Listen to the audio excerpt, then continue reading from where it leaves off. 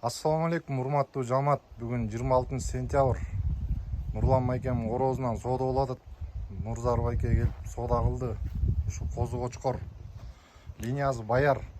Баярдын баласы. Калмураттын кочкору Касфанын неберези. Манаптын баласы. Соода болду бүгүн. Алланын каалоосу менен.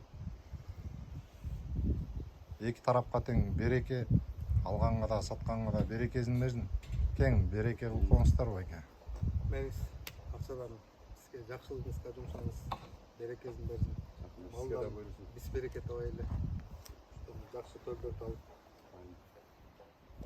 баягы линиясын улантайлы. Машалла, жилик, төш, костяк. Базы 23 миң доллар болду. Секрет, мекрети жок эле 23. Секрети жок эле. 30 деп 30 болсо беребиз, болбосо сүйлөшпөйбүз деп аткан анан мына өзүм акем мен болбой ортого салып отуруп мындайке кылбасак болбойт деп мына Кудай буйрса мына 23 болду базы. Узар эке. Жакшы. Төлдөрдөн берсин. Ортого төшөп, базында ылайыктуу кылып берди. Акчасы сизге буйрсун. Кет.